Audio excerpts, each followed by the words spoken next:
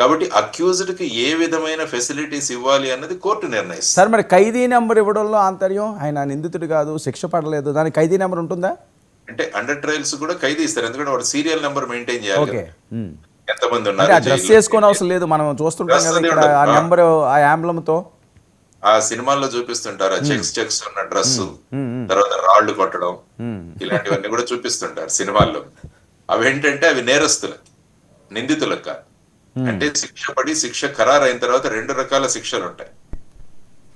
Simple imprisonment, rigorous imprisonment. Okay. కఠిన కారాగార శిక్ష, కారాగార శిక్ష. సో వీటిలో కూడా అక్కడ తేడాలు ఉంటాయి. అంటే ఎటువంటి పనులు వాళ్ళతో చేయించాలి అన్న దాని మీద ఆధారపడి ఉంటుంది.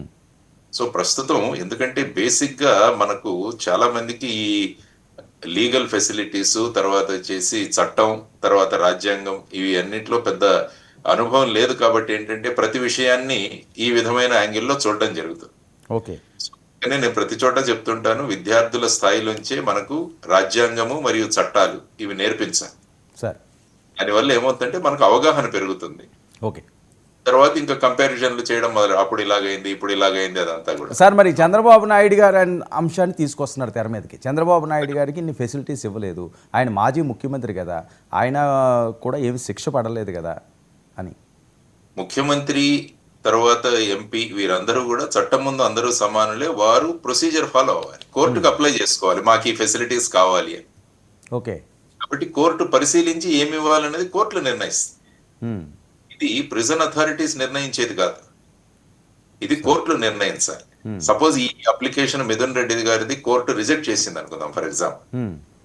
ఆయన సర్వసాధారణంగా ఇతర అండర్ ట్రయల్స్ లాగానే బ్యారక్ వీటిల్లో ఉండాలి, కామన్ ఫెసిలిటీస్ యూజ్ చేసుకోవాలి. కానీ ఏం చేస్తుందంటే కోర్టు వారి యొక్క లైఫ్ స్టైల్ను గమనిస్తుంది, వారు యొక్క హోదాను గమనిస్తుంది. వారు కూడా ఇంతకు ముందు ఎక్స్ చీఫ్ మినిస్టరే, కానీ అప్పుడు ఎమ్మెల్యేగా ఉన్నారు వారు. ముఖ్యమంత్రి అప్పుడు చంద్రబాబు గారు ఎమ్మెల్యేగా ఉన్నారు అప్పుడు. సో వీరు ఇప్పుడు ఎంపీగా ఉన్నారు. కాబట్టి అప్లికేషన్ లో మనం ఏమేమి రాసాము, తర్వాత ఏమి రిజెక్ట్ చేశారంటే దాని మీద అప్పీల్ కు మళ్ళా హైకోర్టుకు వెళ్ళొచ్చు. ఓకే. సపోజ్ ఏదైనా ఫెసిలిటీస్ మాకు లేకుంటే అప్పుడు వెంటనే దాని గురించి హైకోర్టుకు కూడా వెళ్ళించి ఆ ఫెసిలిటీస్ ఏవైతే ఉన్నాయో తెచ్చుకోవచ్చు. సో ఇలాంటివి మనకు చట్టం ద్వారా, మెజిస్ట్రేట్ ఆర్డర్స్ ద్వారానే జరుగుతాయి, కానీ జైలర్ యొక్క డిస్క్రిప్షన్ లో ఉండదు. ఓకే. అంటే దీనికి అవే ఖర్చు ఏదైతే ఉన్నదో అదంతా కూడా నిందితుడు భరించాలన్నది కూడా మెన్షన్ చేశారు ఇక్కడ. అవునండి, అవన్నీ భరించాలి కదా. మరి ఎక్స్ట్రా ఇదే సపోజ్ ఎవరినైనా ఒక మనిషిని అక్కడ పెట్టుకోమన్నారు, ఆ మనిషి జీతం అతనివ్వాలి. సపోజ్ ఈ టేబుల్, కుర్చీ, కూలర్ కి అయ్యే ఎలక్ట్రిసిటీ ఖర్చు, ఇవన్నీ కూడా వారే భరించాలి. ఓకే. అంటే ఇది ఎప్పటి వరకు ఉంటుంది సార్? ఇది ఈ అంశం అన్నది 1వ తారీఖు వరకు రిమాండ్ ఇచ్చారు. రిమాండ్లో ఉన్నంత కాలం కూడా ఇలాగే ఉంటుందా? రిమాండ్ లో ఉన్నంత కాలం ఇలాగే ఉంటుంది మరి, ఆ కండిషన్స్ అన్నీ రిమాండ్ లో ఉన్నంత కాలం. ఓకే.